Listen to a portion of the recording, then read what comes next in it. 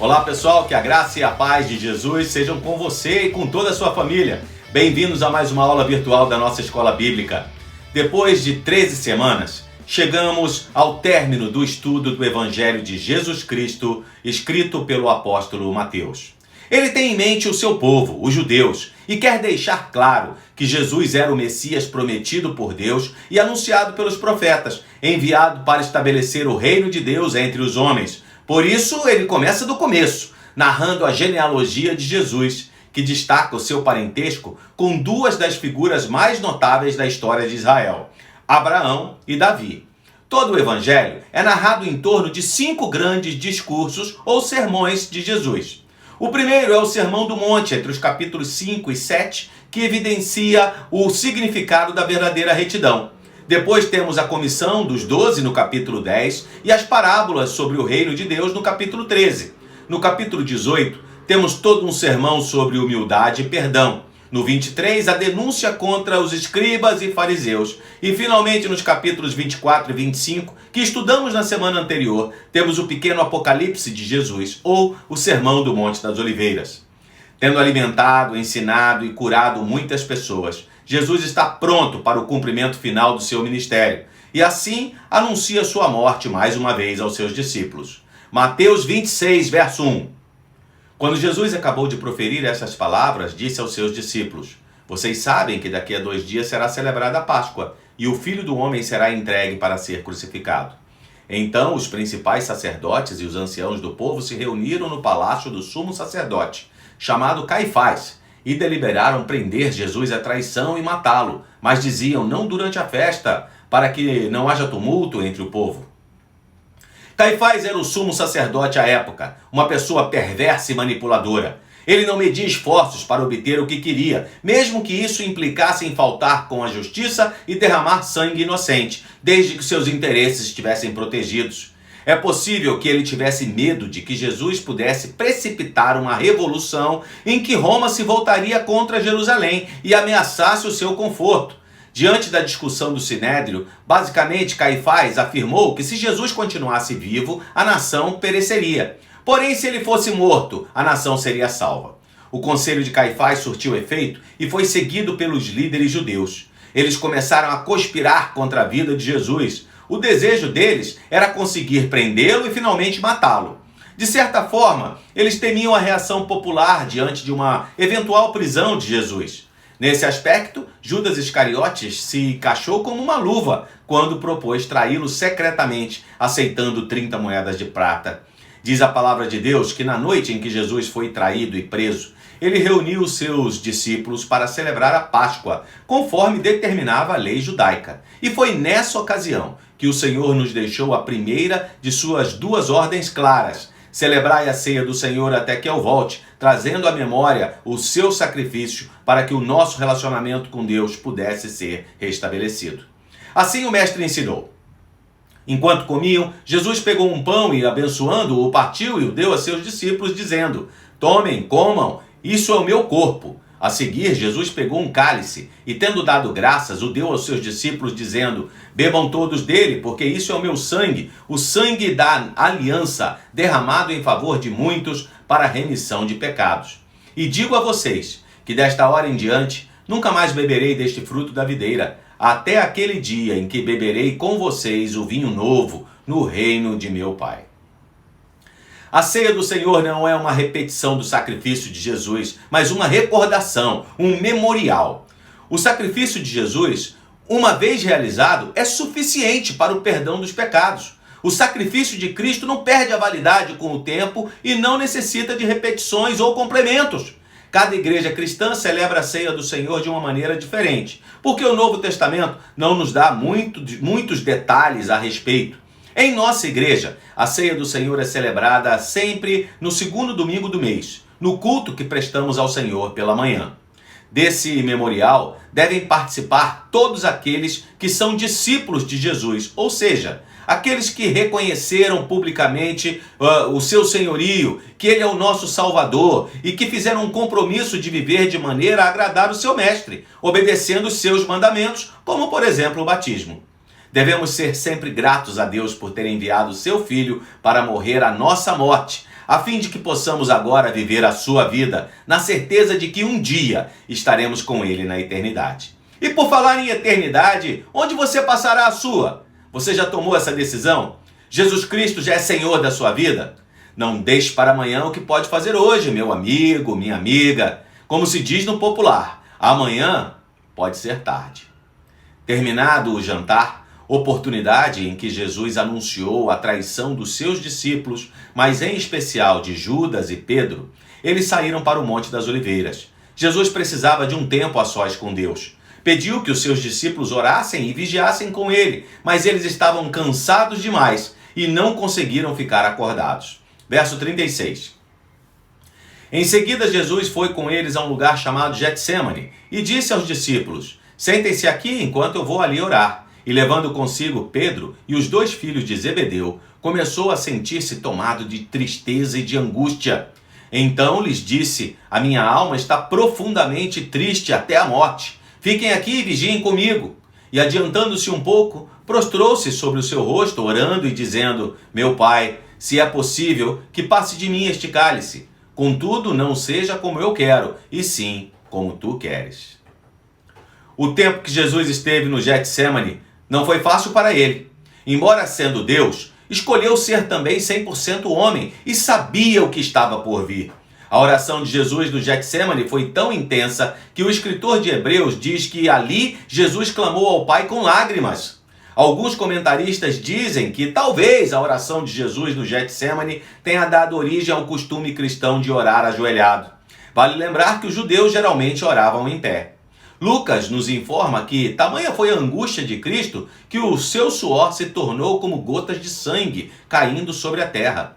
Ele também informa que um anjo do céu apareceu para confortar Jesus. E Mateus esclarece que naquela noite Jesus orou 3 vezes no jardim de Getsêmani. No intervalo entre uma oração e outra, Jesus encontrou seus discípulos dormindo. Foi nesse contexto que ele fez a seguinte exortação: vigiai e orai, para que não entreis em tentação. Na verdade, o espírito está pronto, mas a carne é fraca. Em certo momento da noite, Judas Iscariote chegou ao Getsêmani acompanhado dos guardas do templo e de soldados romanos. Judas identificou Jesus saudando-o com um beijo no rosto. Estudiosos dizem que não era incomum que a guarda do templo demonstrasse um comportamento, assim por dizer, violento e agressivo. Além disso, a guarda do templo e os legionários romanos carregavam armas. O apóstolo João e o evangelista Marcos indicam que havia entre eles quem estivesse armado com porretes, espadas e tochas. Verso 50. Jesus, porém, disse: amigo, o que veio fazer? Nisto, aproximando-se eles, agarraram Jesus e o prenderam. E eis que um dos que estava com Jesus, estendendo a mão, sacou da espada e, golpeando o servo do sumo sacerdote, cortou-lhe a orelha. Então Jesus lhe disse: coloque a espada de volta no seu lugar, pois todos os que lançam mão da espada, a espada perecerão. Ou você acha que não posso pedir ao meu Pai, e ele me mandaria neste momento mais de 12 legiões de anjos? Mas como então se cumpririam as Escrituras, que dizem que assim deve acontecer? Naquele momento, Jesus disse às multidões: vocês vieram com espadas e porretes para prender-me, como se eu fosse um salteador? Todos os dias, no templo, eu me assentava ensinando e vocês não me prenderam. Tudo isso, porém, aconteceu para que se cumprisse as Escrituras dos profetas. Então todos os discípulos o deixaram e fugiram. Os textos sobre Jesus do Getsêmani revelam tanto a sua humanidade como a sua divindade. Se por um lado podemos ver Jesus clamando ao Pai num estado de angústia tão grande a ponto do seu suor ter se tornado como sangue, por outro lado podemos vê-lo como o verdadeiro Filho de Deus, capaz de realizar milagres e com autoridade tal para reivindicar a presença de mais de 12 legiões de anjos, se assim fosse preciso. Aqueles homens tinham ido muito bem equipados para prender Jesus, mas não puderam resistir à sua majestade. O apóstolo Pedro foi quem parece não ter entendido muito bem a situação. Na tensão do momento em que Jesus estava sendo preso, a Bíblia diz que o afoito discípulo desembainhou a sua espada e cortou a orelha direita de Malco, o servo do sumo sacerdote. Mesmo em meio a todo aquele tumulto, Jesus tocou a orelha de Malco e o curou. o último milagre de cura feito pelo Senhor em seu ministério terreno, que ficou registrado na Bíblia. É interessante notar que mesmo na hora da sua prisão, o Senhor Jesus mostrou misericórdia e compaixão justamente a um daqueles homens que foram prendê-lo. Se você continuar a ler o restante do capítulo, certamente seu coração será entristecido. O Rei da Glória, o Senhor dos Senhores, aquele que alimentou, ensinou, curou e amou mais do que ninguém as pessoas, foi preso, interrogado e julgado por religiosos levianos e inescrupulosos, que o levaram à presença de Pilatos, o governador romano da Judéia, que detinha o poder de vida e morte, para que ele fosse condenado à morte, depois de rejeitado pelas mesmas pessoas que ele abençoou. Mateus descreve assim aquele terrível momento. A partir do meio-dia houve trevas sobre toda a terra até as 3 horas da tarde. Por volta das 3 horas da tarde, Jesus clamou em alta voz, dizendo: Eli, Eli, lama sabachthani. Isso quer dizer: Deus meu, por que me desamparastes? Alguns dos que estavam ali ouvindo isso diziam: Ele chama por Elias. E logo um deles correu a buscar uma esponja e, tendo-a embebido em vinagre e colocado na ponta de um caniço, deu-lhe de beber. Os outros, porém, diziam: Espere, vejamos se Elias vem salvá-lo. E Jesus, clamando outra vez em alta voz, entregou o Espírito. Eis que o véu do santuário se rasgou em 2 partes, de alto a baixo. A terra tremeu e as rochas se partiram, os túmulos se abriram e muitos corpos de santos já falecidos ressuscitaram. E saindo dos túmulos, depois da ressurreição de Jesus, entraram na cidade santa e apareceram a muitos. O centurião e os que com ele guardavam Jesus, vendo o terremoto e tudo o que se passava, ficaram possuídos de grande temor e disseram: verdadeiramente este era o Filho de Deus. A morte de Jesus na cruz foi um evento que marcou para sempre a história. A crucificação de Jesus e a sua ressurreição revelam ao mundo a grandeza da misericórdia de Deus e a imensidão do seu amor. O Cristo crucificado ensinou ao pecador o significado da graça divina. Quando Jesus entregou seu espírito a Deus e morreu, o véu do santuário se rasgou em 2 partes, de alto a baixo. Isso significa que por meio da sua morte, o caminho para o santuário celestial foi aberto. Houve também um tremor de terra que partiu as rochas e abriram-se os sepulcros. Sem maiores explicações, o texto bíblico informa que, em conexão com a morte de Jesus, muitos corpos de santos que dormiam ressuscitaram. Não é dito sobre quem eram estas pessoas, apenas que elas apareceram a muitos em Jerusalém. De uma forma incompreensível e maravilhosa, a Bíblia revela que o amor de Deus não é o efeito da crucificação de Jesus, mas a sua causa. Deus não nos ama porque Jesus esteve na cruz, mas Jesus esteve na cruz porque Deus nos ama. Jesus foi submetido a uma dor que homem algum seria capaz de suportar. Seus sofrimentos não foram meramente intensos, mas principalmente vicários. Ou seja, nós é que merecíamos morrer naquela cruz, mas ele tomou voluntariamente o nosso lugar. A Bíblia diz que ele foi transpassado pelas nossas transgressões e moído pelas nossas iniquidades. O profeta Isaías diz que o castigo que nos traz a paz estava sobre ele. O resultado disso é que pelas suas pisaduras nós fomos sarados. Louvado seja o nome do nosso Senhor e Salvador Jesus Cristo, que morreu uma morte terrível em nosso lugar. Mas a morte não tinha poder para derrotá-lo. Ele venceu a morte e ressuscitou. A ressurreição de Cristo é uma doutrina fundamental da fé cristã. Sem a ressurreição, não há evangelho, não há cristianismo, não há igreja, não há salvação e não há esperança de vida eterna. Veja como é lindo o relato de Mateus. Passado o sábado, no começo do primeiro dia da semana, Maria Madalena e a outra Maria foram ver o túmulo. E eis que houve um grande terremoto, porque um anjo do Senhor desceu do céu e, aproximando-se, removeu a pedra e sentou sobre ela. O aspecto dele era como um relâmpago e a sua roupa era branca como a neve. E os guardas, com medo do anjo, tremeram e ficaram como se estivessem mortos. Mas o anjo, dirigindo-se às mulheres, disse: Não tenham medo. Sei que vocês procuram Jesus, que foi crucificado. Ele não está aqui, ressuscitou, como tinha dito. Venham ver onde ele jazia. Agora vão depressa e digam aos seus discípulos que ele ressuscitou dos mortos e vai adiante de vocês para a Galiléia. Lá o verão. É como acabei de dizer a vocês. Interessante. A Bíblia diz que um anjo do Senhor removeu a grande pedra que fechava o túmulo, mas não diz que isso aconteceu para que Jesus pudesse sair de dentro dele.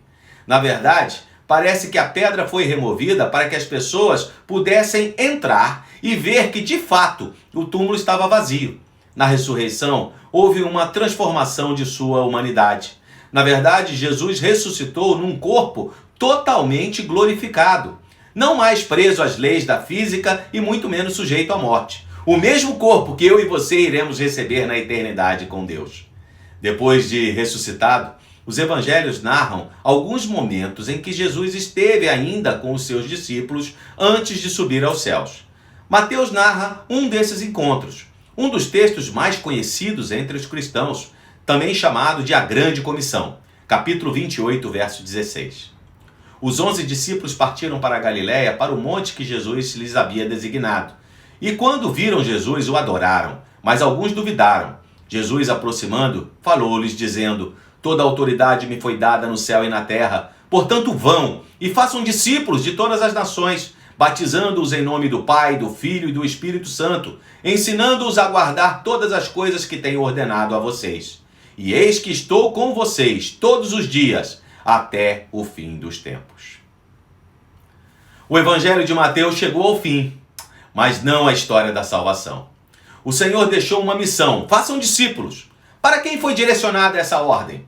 Para os que presenciaram o seu ministério e o seguiram, acreditando em sua mensagem. Mas também para nós, os cristãos do século 21. Se somos discípulos do Senhor Jesus, e eu já expliquei a diferença entre um discípulo e um seguidor, então devemos estar comprometidos com a propagação do seu evangelho. Ou seja, eu e você precisamos fazer discípulos de Jesus, indo aos lugares que ele nos mandar, batizando as pessoas que forem alcançadas pela verdade e ensinando essas pessoas as coisas do reino de Deus. Deixe-me perguntar, quantas pessoas você já levou a Jesus? Quantos discípulos estão em sua lista? Nenhum? Opa! Se fazer discípulos é uma ordem de Jesus e eu não obedeço essa ordem, tem alguma coisa errada, não é mesmo? Mas não se desespere, ainda dá tempo. Aproveite o momento que nós estamos vivendo e fale do amor de Jesus a outras pessoas, seus amigos, seus familiares. Quantas pessoas estão sofrendo, vulneráveis e precisando do conforto do Espírito Santo durante essa pandemia? Não deixe para amanhã, aproveite as oportunidades. Se precisar de ajuda, entre em contato conosco. O amado irmão Vanderlei e sua equipe de mobilização evangelística podem ajudar, assim como eu, pastor Carlos e também o pastor Josias. Estamos prontos para auxiliar você nesta que é a maior e a mais importante missão da Igreja de Jesus. Então é isso, pessoal. Muito obrigado por você ter estado conosco nessas 13 semanas. Fizemos uma fantástica viagem à Judéia e à Galiléia dos templos de Jesus e aprendemos muito com o Mestre. Agora é colocar o que aprendemos em prática. Que o Senhor os abençoe e os guarde.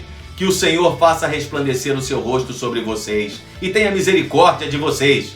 Que o Senhor sobre vocês levante o seu rosto e lhe dê a paz. Até a próxima!